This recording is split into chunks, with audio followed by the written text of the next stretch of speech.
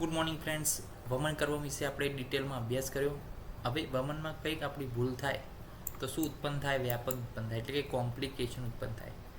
વ્યાપક શબ્દ એટલે કે ડિસ્ટ્રક્શન, રન એન્ડ ડેથ. તો આ વમન જે છે, સમ્યક વમન થાય છે, એના માટે કયા પરિમાણો જવાબદાર છે એ આપણે પહેલાં જોવું પડે.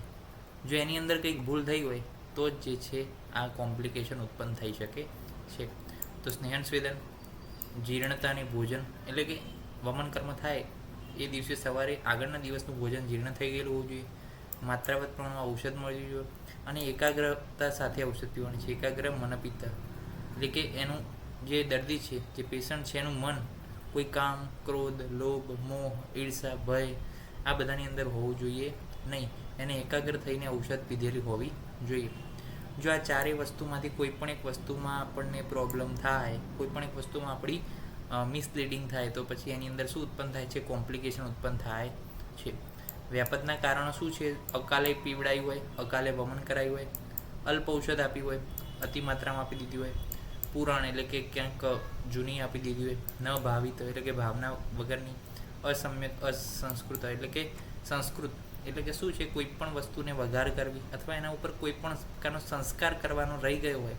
કોઈ જે ઔષધ લીધી હોય, ધારો કે મદનભલ પીપળીની માત્રા છે, તેની અંદર આપણે મધની ઘીની ભાવના આપવાની હોય, ચલો તે ભાવના આપી નથી, તો એ સંસ્કાર થયો એક પ્રકારનો. તો એ સંસ્કાર નથી થયો અથવા તો અસમ્યક થયો છે, તો એવા કારણોની અંદર શું ઉત્પન્ન થઈ શકે છે? કોમ્પ્લિકેશન ઉત્પન્ન થઈ શકે છે, વ્યાપદ ઉત્પન્ન થઈ શકે છે.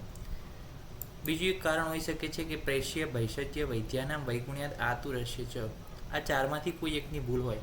કાં તો પરિચારક એટલે કે એટેન્ડન્ટની ભૂલ હોય, કાં તો મેડિસિનમાં લોચા હોય, કાં વૈદ્યની ભૂલ થઈ હોય, કાં રોગીની ભૂલ થઈ હોય. પરિચારકની ભૂલ એ રીતના કે એને આપણે જે કંઈ કામ કીધું એમાં કંઈક લોચા માર્યા હોય, ઔષધમાં જો પુરાણ આવી જાય, નવીન આવી જાય, એના આધારે. વૈદ્યની અંદર પણ એ જ રીતે પ્રેક્ટિકલી. અને રોગીની અંદર કોઈ આપણે એડવાઇસ આપી હોય ને એડવાઇસ ના પાડી હોય ને, આપણે જે ચરી પાડવાની કીધી હોય, આપણે જે ડાયટ અને લાઇફસ્ટાઈલ એને પાડવાનું કીધું હોય, જ્યાં સુધી વમન ચાલે છે ત્યાં સુધી એનું એને પાલન ન કર્યું હોય તો વ્યાપદ ઉત્પન્ન થઈ શકે છે. હવે આપણે વાત કરી છે કે વમનના વ્યાપદ કયા કયા? તો કે આધમાન એટલે કે એબ્ડોમિનલનું ડિસ્ટેન્શન, પરિકર્તિકશ્ચ એટલે કે જે છે પરિકર્તિકા, કાતર જેવી વેદનાનો અનુભવ થાય, સ્ત્રાવ એટલે કે જે સ્ત્રાવ થતો રહે, હૃદ ગાત્રયો ગ્રહ એટલે કે હૃદયમાં અને શરીરમાં જે છે ગ્રહ એટલે કે સ્ટીફનેસ પ્લસ ડિસ્કમ્ફર્ટ જેવું ફીલ થાય છે. જીવાદાન એટલે કે જીવ નીકળી જાય એ ટાઈપનું જે છે પેઇન.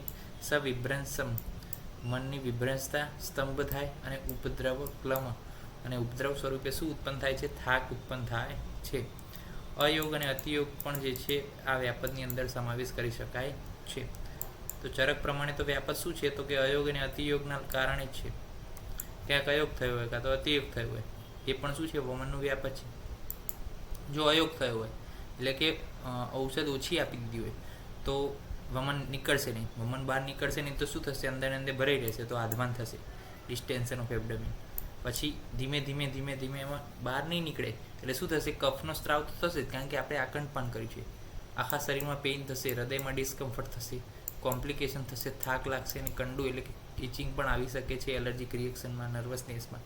હવે જો અતિયોગ થયો હોય તો કંઠ, જે અતિયોગ થાય, વધારે વોમિટિંગ થાય તો કંઠનું ક્ષણન એટલે કે ઇરિટેશન થાય, અહીંયા જે છે અલ્સરેશન થાય. જીવાદાન એટલે કે બ્લીડિંગ પણ થઈ શકે છે, અને વિભ્રંશ એટલે કે સંજ્ઞાભ્રંશ પણ થઈ શકે છે. ચક્રપાણી અયોગ અતિયોગના બદલે મિથ્યાયોગનું વર્ણન કરે છે, જે 4 પ્રકારે થાય છે. મિથ્યાયોગમાં 4 આવે: અતિ, અસમ્યક, અપ્રવૃત્તિ અને અલ્પ પ્રવૃત્તિ. અહીં જે છે 3ને અયોગ એટલે કે જો આ અતિયોગ જે છે અતિ પ્રવૃત્તિવાળું એ જ અતિયોગમાં આવે, બાકી આ 3 શેમાં આવે? અયોગમાં આવે છે. અસમ્યક પ્રવૃત્તિ એટલે કે ઓપોઝિટ રૂટ દ્વારા થતી પ્રવૃત્તિ, કે વમન કરાવ્યું અને વિરેચન થઈ ગયું, તો એ જે છે અસમ્યક પ્રવૃત્તિ કહેવાય. એનો મતલબ કે દૂષિત દોષ જોઈતી માત્રામાં બહાર નીકળતો નથી, અને જ્યાંથી નીકળવું જોઈએ ત્યાંથી નીકળતો નથી, તો એ જે છે આપણે અસમ્યક પ્રવૃત્તિની અંદર અથવા તો મિથ્યાયોગની અંદર ગણવો જોઈએ.